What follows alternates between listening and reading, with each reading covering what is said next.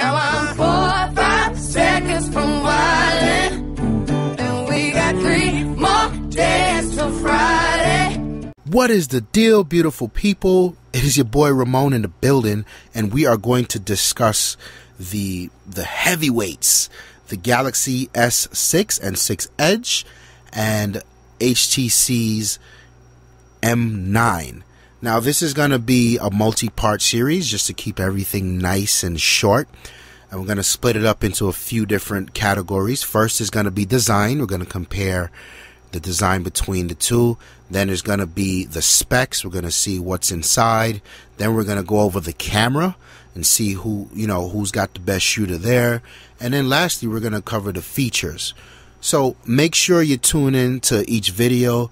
And just for you guys out there who want it in podcast mode, there's going to be that one super long ass video. So enjoy that. In terms of specs, these devices are frighteningly similar. So you're looking at they both have that new Snapdragon 810 octa-core processor. They both have a gig of RAM and a lot of the same. I'm sorry, they both have 3 gigs of RAM, pardon me, and a lot of the same connectivity things you're used to, your NFC, your Bluetooth, your Wi-Fi frequencies, your LTE, so on and so forth. But things change a bit when you come to the screen size. So like I said, Samsung continues to do their magic where they can squeeze a 5.1 inch display out of the form factor, where HTC is still at a 5-inch. Now, will you notice that 0.1 difference? Probably not. And if you use that as a measuring stick for which one of these guys you prefer, I'd say you're being silly. Cut it out. The 5.1 display on the Samsung is actually a QHD AMOLED display. So that's what we would call a 2K display around here. Some God resolution.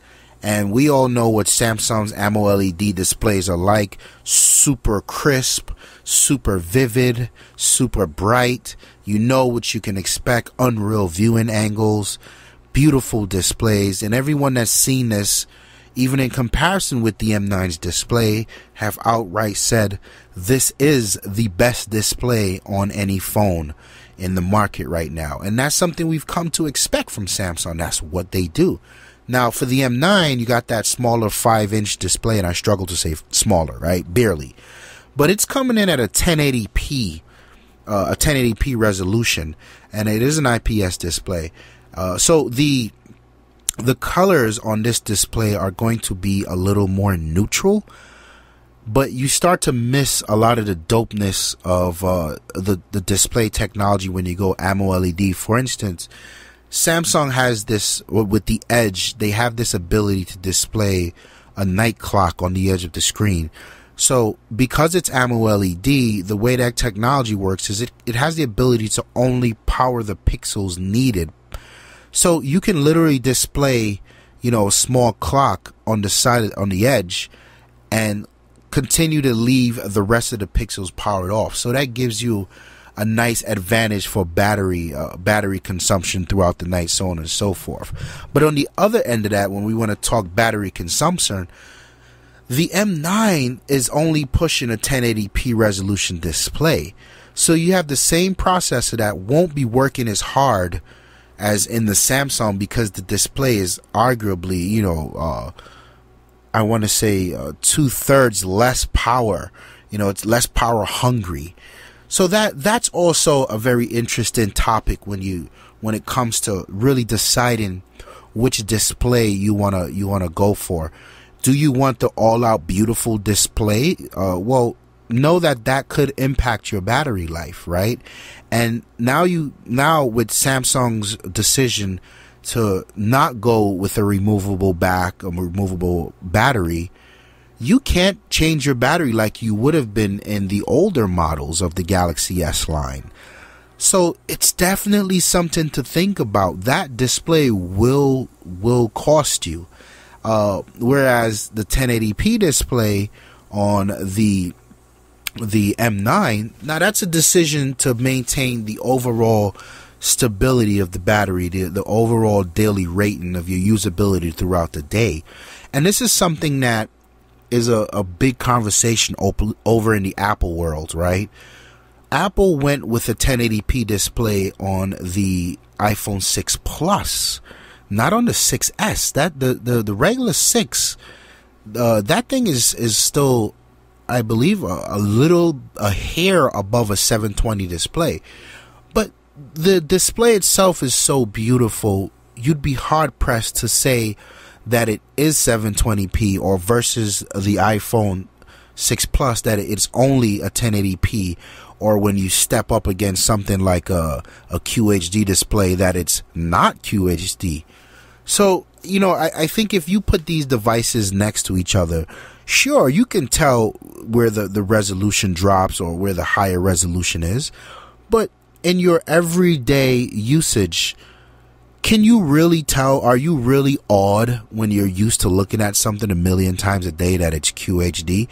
What does that cost you? If you're the type of person who can't tell, who doesn't care that it's a QHD, if you make that decision, then you make that decision in vain, because your phone, your processor is working a lot harder to push those pixels. So it's a conversation to be had for sure. And I want everyone to be clear on the differences, you know. Sure, if you're looking at the spec shootout, the Galaxy S6 and the S6 Edge win based on the fact that it is a QHD display alone. And then you could also get into the conversation about AMOLED looks better than IPS to certain people. But just know that there's a trade-off for that. Coming down to the storage, this is also something new from Samsung that I think will cost them. I think the avid Galaxy S fan will be very critical about this, and this may be a decision changer for them.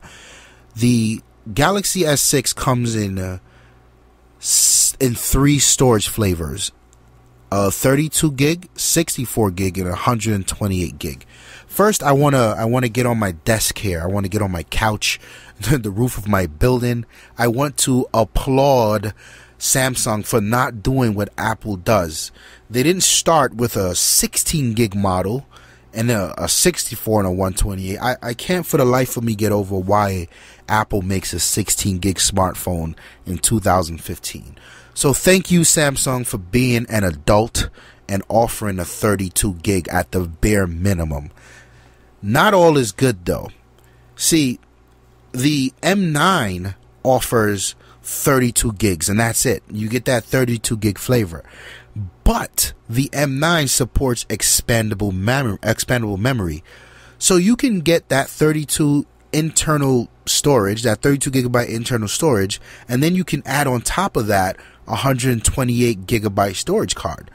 You can't do that with the Galaxy S6 and 6 Edge. They do not support expandable memory. That is something that every Galaxy from the beginning of that line has supported. Now it doesn't. So again, you're faced with a decision to make upon day one of purchase for the Galaxy S6 or 6 Edge. You need to get the biggest version possible. If you're a person who likes to put movies, you like a lot of games, you like a lot of apps, you like a lot of music stored on your phone, then you have to go for the 128 gig version. It's that simple. And I feel like, you know, Samsung, they're making a trade-off because they're stepping into that premium device world, well, in terms of aesthetics and that whole unibody conversation. So when you step into that world, certain sacrifices have to be made, but I don't believe that they needed to sacrifice expandable memory. You know, HTC's done it from day one. So I feel like Samsung could have taken the extra time to find a way to do it. You know, actually, let me take that back. The original M7 did not have expandable memory. The M8 did. So will we see expandable memory in the Galaxy S7? Maybe. But that's something to also look out for. I just want to thank you for coming through, checking us out. Also, links below to all of our various social networking outlets. If you liked the video, don't forget to like it, leave a comment, jump in, don't be shy, and always, please, make sure you subscribe for more.